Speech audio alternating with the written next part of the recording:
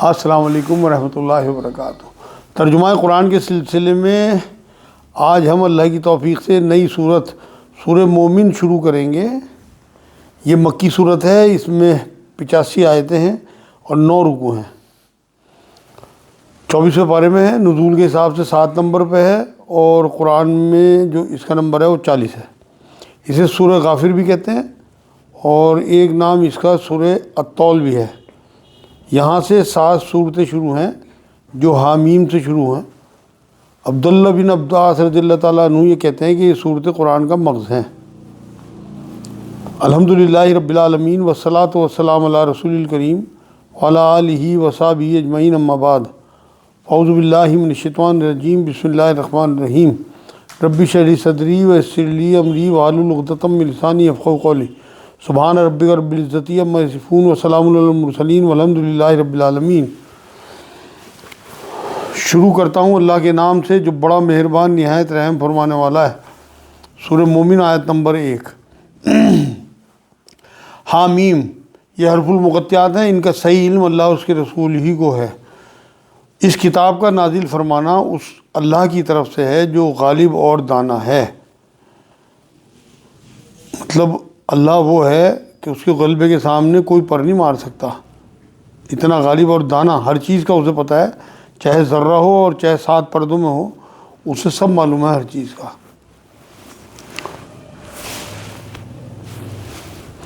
گناہ کا بخشنے والا اور توبہ کا قبول فرمانے والا ہے،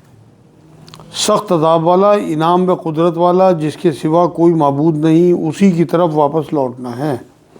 یہاں اللہ کی وہ صفات بیان ہوئی ہیں جو صرف اسی کی ہیں۔ مطلب گناہ کا بخشنے والا، پچھلے گناہ معاف کر کے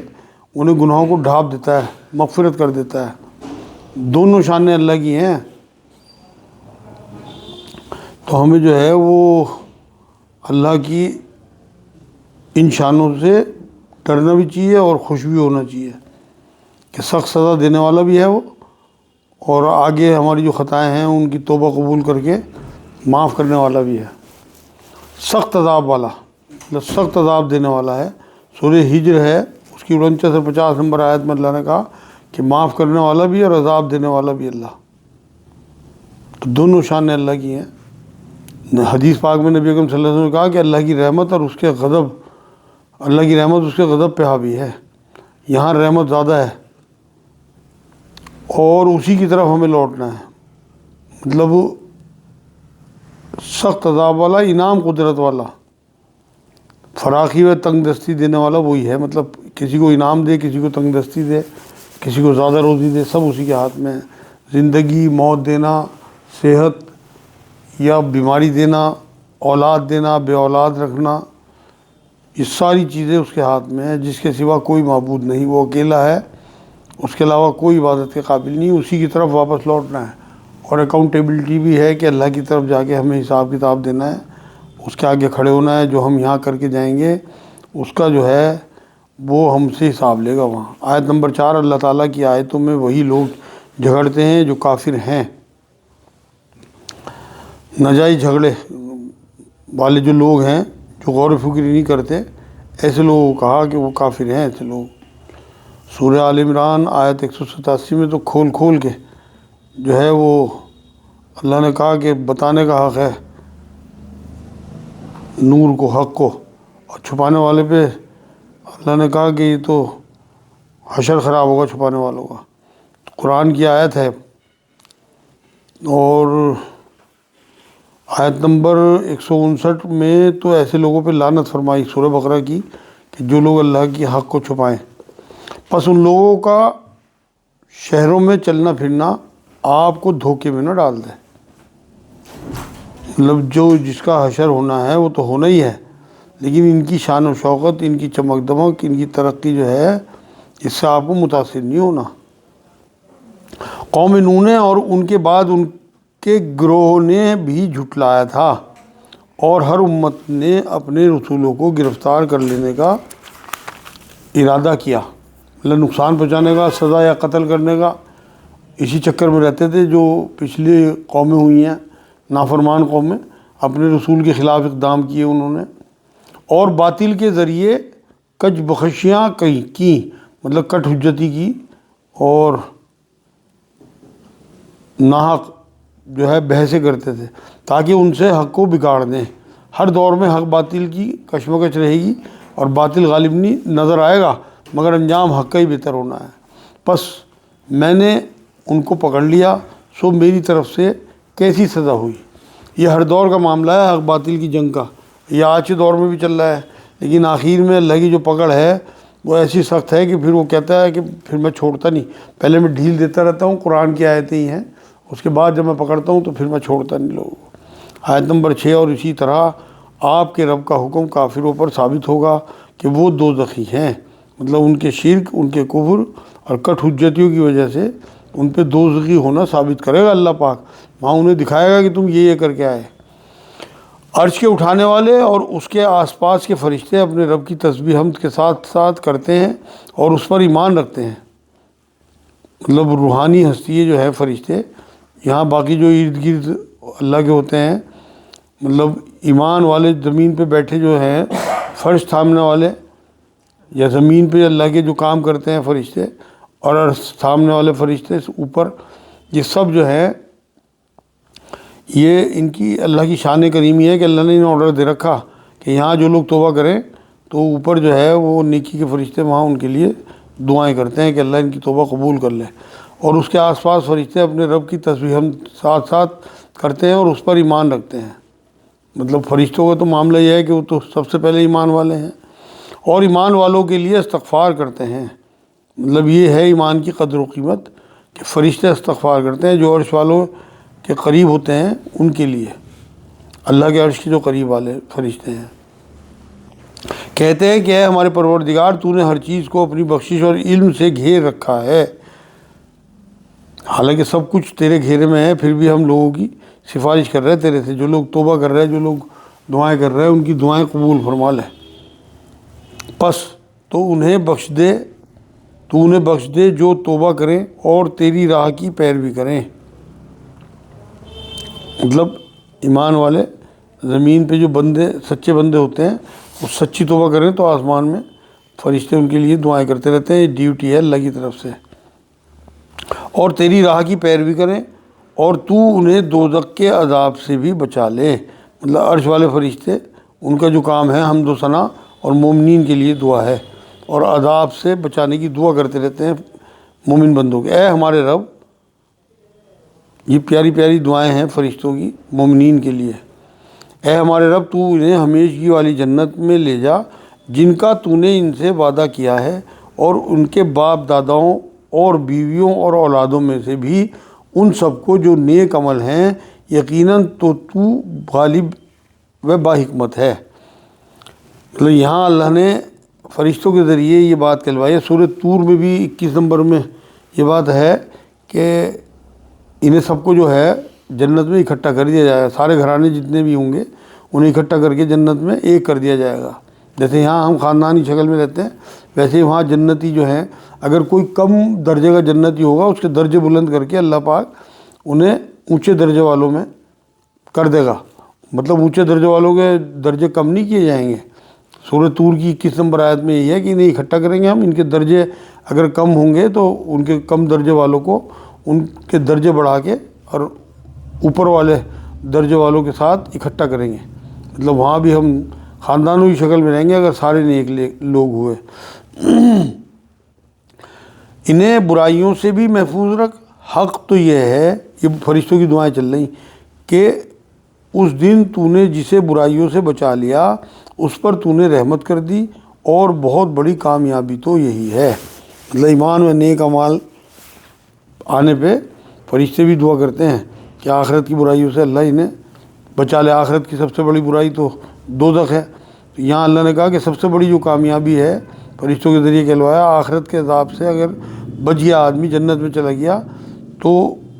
بے شک وہاں کا جو داخلہ ہے وہ سب سے بڑی کامیابی ہے، اگر اللہ پاک کی طرف سے معافی ملنے کے بعد آدمی جنتی ہو جائے۔ آیت نمبر 10، بے شک جن لوگوں نے کفر کیا انہیں یہ آواز دی جائے گی کہ یقیناً اللہ کا تم پر غصہ ہونا اس سے بہت زیادہ ہے جو تم غصہ ہوتے ہو اپنے جی سے۔ مطلب بیزاری میں جو جب قیامت میں کافر خود پہ غصہ کریں گے نا کہ ہم مطلب کیوں نہیں مانی وہاں ہم نے رسولوں کی یا نیک لوگوں کی، تو وہاں کہا جائے گا ان سے کہ جب تم دنیا میں کفر کرتے تھے تو اللہ کا غصہ اس سے کہیں زیادہ بھڑکتا تھا جتنا تم آج اپنے اوپر غصہ کر رہے بیداری میں۔ جب تم ایمان کی طرف بلائے جاتے تھے پھر کفر کرنے لگتے تھے، وہ کہیں گے کہ اے ہمارے پروردگار تو نے ہمیں 2 بار مارا اور 2 بار ہی جلایا، مطلب زندہ کیا، اب ہم اپنے گناہوں سے اقراری ہیں، تو کیا اب کوئی راہ نکلنے کی ہوئی ہے؟ مطلب پوچھیں گے وہاں کہ ہمیں ایک بار اور نکال دے، کوئی راستہ بتا دے۔ سورہ بقرہ آیت 28 میں بھی اللہ نے یہ بات کہی ہے کہ اللہ نے روح بنائی، زندگی شروع کی، پھر اسے سلا دیا، مطلب جو پہلی موت ہے، پھر دنیا میں پیدا کیا تو یہ زندگی ہو گئی، پھر یہاں روح اور جسم کو ملا کے زندگی چلائی، اس کے بعد جو ہے وہ زندہ کرنے کے بعد پھر اللہ موت دے دیتا ہے تو یہ دوسری موت ہوگی، اب آخرت میں اٹھایا جائے گا تو دوسری زندگی شروع ہوگی۔ تو یہ 2 زندگی اور 2 موتوں کا ذکر یہاں پہ ہے۔ عالم ارواح میں جب ہمیں اللہ نے بنایا تھا اسے مطلب پھر ہمیں سلا دیا تھا، پھر ہمیں ماں کے پیٹ سے نکالا، وہاں پھر اسی طرح سے ہم مریں گے اب یہاں دنیا میں، اور جسم یہی رہ جائیں گے، روح جو ہے وہ اللہ کے ہاں چلی جائے گی، پھر ہمیں قبروں سے اٹھایا جائے گا آخرت میں اور پھر ہمارا حساب کتاب ہوگا۔ مطلب پہلے جسم نہیں تھا، روح تھی۔ جب ہم سے پوچھا گیا، جو میں بار بار بتاتا ہوں آپ کو، الست بربکم قالوا بلی، تو روحوں سے ہی سوال ہوا تھا، پھر ختم کر دیا، روحوں کو سلا دیا، اس کے بعد پھر جسم دے کے اس دنیا میں پیدا کیا۔ ان میں جتنی بھی لوگوں سے اللہ نے شہادت لی تھی، بہت سارے لوگ آ چکے اور بہت سارے لوگ قیامت تک آئیں گے۔ اب ہم اپنے گناہوں سے اقراری ہیں، مطلب وہاں مانیں گے، ایڈمٹ کریں گے کہ ہم نے وہاں کفر کیے اور ہمیں تو نے وہاں 2 بار زندہ کیا، 2 بار مارا، کوئی اور بھی سبیل ہے کیا، کوئی اور بھی راستہ ہے کیا کہ ہمیں نکال دے، کوئی راستہ نکلنے کا بتا دے۔ یہ عذاب تمہیں اس لیے ہے کہ جب صرف اکیلے اللہ کا ذکر کیا جاتا تو تم انکار کر جاتے تھے، مطلب شرک کرتے تھے، ایک اللہ کی بات کو سننے کو بھی تیار نہیں تھے، اور اگر اس کے ساتھ کسی کو شریک کیا جاتا تھا تو تم مان لیتے تھے، مطلب تم اطمینان میں ہوتے تھے، توحید تمہیں پسند نہیں تھی، بلکہ شرک جو ہے اس میں اڑے رہتے تھے، شرک میں تم۔ یہ تھا مشرکین کا طرز عمل جو یہاں بیان ہوا۔ پس اب فیصلہ اللہ بلند و بزرگ ہی کا ہے، مطلب مالک یوم الدین ہے، آج تو فیصلہ اس کے پاس ہے، یہاں تو ہمیں تھوڑے بہت اختیار اس نے دے بھی رکھے، لیکن وہاں مختار عام اللہ ہوگا، وہاں فیصلہ اسی کا چلے گا۔ آیت نمبر 13 وہی ہے جو تمہیں اپنی نشانیاں دکھاتا ہے اور تمہارے لیے آسمان سے روزی اتارتا ہے، مطلب پانی اتارتا ہے جس سے زمین سیراب ہوتی ہے، ابھی یہاں سے غلہ، نباتات اور جانور وغیرہ کی زندگی چلتی ہے، اسی سے پھر انسانی زندگی آگے بڑھتی ہے۔ نصیحت تو صرف وہی حاصل کرتے ہیں جو اللہ کی طرف رجوع کرتے ہیں، مطلب جن کے اندر طلب ہوگی تو ہدایت بھی انہیں ملے گی، انہیں فائدہ ہوگا۔ ایک قدم بڑھائیں باقی وہ خود کر لیتا ہے، حدیث سے قدسی سے ہے کہ میرا بندہ میری طرف ایک قدم بڑھائے تو میں اس کی طرف دوڑ کے آتا ہوں، ایک ہاتھ چلے تو میں 10 ہاتھ آتا ہوں۔ تو یہاں اسی بات کا ذکر کیا اللہ نے کہ اللہ کی طرف رجوع کرتے ہیں جو لوگ، وہی مطلب کامیابی حاصل کرتے ہیں۔ تم اللہ کو پکارتے رہو، اس لیے دین کو خالص کر کے گو کافر برا مانے، مطلب باقی سب اس کے محتاج ہیں، اللہ کسی کا محتاج نہیں ہے، اس لیے صرف اسی پکارو، بندگی جو ہے صرف اسی کی ہوتی ہے، اطاعت اسی کی ہو سکتی ہے۔ یہ نہ ہو کہ عبادت تو اللہ کی ہو اور پکاریں ہم دوسروں کو، دوستوں کو یا اپنے جو سیاسی لوگ ہیں ان کا خیال آئے، ان کے دل اللہ بدلے گا تب ہمارے کام ہوں گے۔ جو دشمن ہیں اللہ کے، جیسے آج تمام اسلامی ملک جو ہیں وہ تلوے چاٹتے ہیں ایسے ملکوں کے جہاں اللہ کے دین کی جو ہے وہ دھجیاں اڑائی جاتی ہیں۔ بلند درجوں والا عرش کا مالک وہ اپنے بندوں میں سے جس پر چاہتا ہے وہی نازل فرماتا ہے، مطلب نبی بنا کے بھیج دے جسے چاہے، جس کی جو بھی منتخب کرے، وہ جس کو بھی ارادہ ہو اس کا کہ میں اسے نبی بناؤں گا، تاکہ وہ ملاقات کے دن سے ڈرائے، مطلب قیامت کے دن سے پچھلی قوموں کو بھی اور تمام لوگوں کو۔ اور وہ دن ایسا ہوگا کہ اس دن اللہ کی مٹھی میں ہوگا سارا کچھ۔ آسمان کے بارے میں آتا ہے کہ وہ دائیں ہاتھ پہ لپٹے ہوں گے اور زمین جو ہے اللہ کی مٹھی میں ہوگی گیند کی طرح، اس دن سے ڈرایا، قیامت کے دن سے، جس دن سب لوگ ظاہر ہو جائیں گے، مطلب مردے جو ہے زندہ ہو کے قبروں سے باہر نکل آئیں گے، ان کی کوئی چیز اللہ سے پوشیدہ نہ رہے گی، مطلب پوشیدہ تو ہے ہی نہیں، مگر وہ ظاہر کرے گا کہ تم یہ کر کے آئے۔ آج کسی کی بادشاہی ہے وہ پوچھے گا، مطلب سارے بادشاہ جو ہیں متکبر ظالم جو یہاں جیسے فرعون ہے، حامان ہے، قارون ہے، وہ سب جو ہے انہیں پکارے گا اللہ پاک کہ آج کوئی بادشاہ ہے جو متکبر اور ظالم، وہاں سب چپ ہو جائیں گے وہاں پہ۔ بخاری شریف میں ہے کہ سورہ زمر میں بھی ہے کہ زمین اللہ کی مٹھی میں اور آسمان دائیں ہاتھ میں لپٹے ہوئے ہوں گے، وہاں جو ہے خاموشی چھائی ہوئی ہوگی، صرف اللہ اعلان کرے گا، اور بادشاہ کہے گا اپنے آپ کو، بادشاہ آج بھی ہر جگہ اللہ ہی ہے، مگر یہاں کچھ اختیار اس نے انسانوں کو دے رکھے جس سے وہ سرکشی کرتے ہیں، فرعون بن جاتے ہیں۔ وہ جب چاہے موت دے دے، جب چاہے بنا بتائے پیدا کر دے،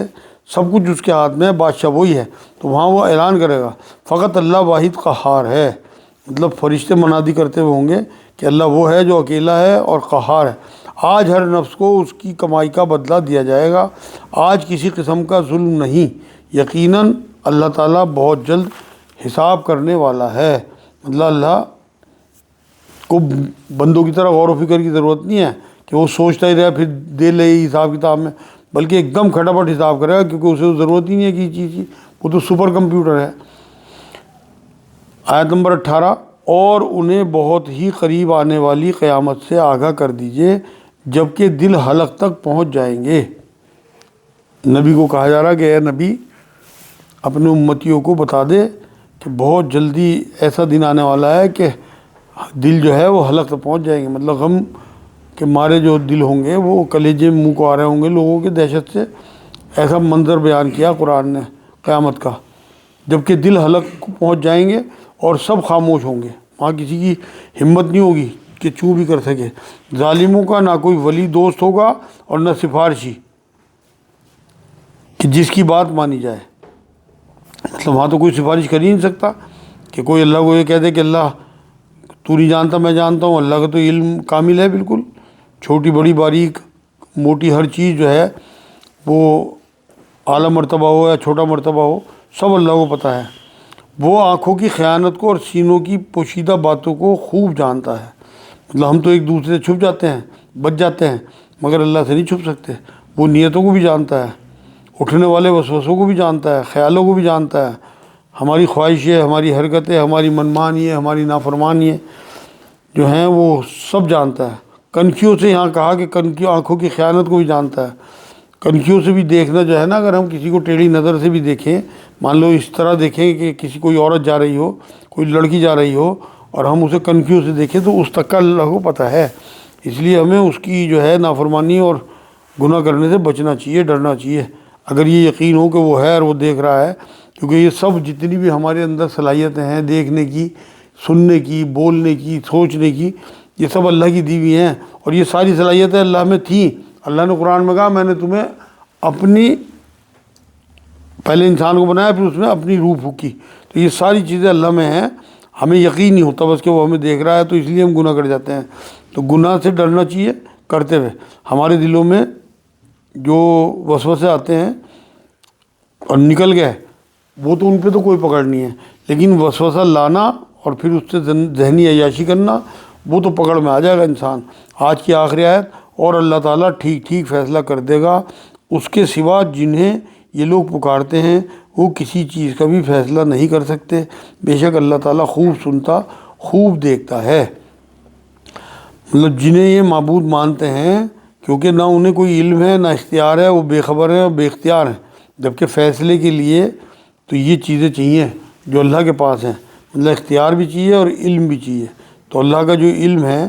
وہ غیب کا تمام علم اللہ کو ہے، تو یہاں اللہ نے کہا کہ وہ خوب سنتا اور دیکھتا ہے، اسی لیے فیصلے کا حق جو ہے وہ اللہ ہی کو ہے، اس کا کلی علم ہے، اور جزوی علم جو ہے ہمارے وسوسوں کا بھی سارا کچھ اسے پتہ ہے، وہ سب جاننے والا ہے، تو اس لیے بالکل ہمیں ڈرنا چاہیے اللہ سے، کیونکہ اس کا علم، اس کا اختیار، سب کچھ جو ہے وہ کامل ہے، مکمل ہے۔ یہ آج الحمدللہ سورہ مومن کے 2 رکوع شروع کے تو آیت نمبر 20 تک ہو گیا۔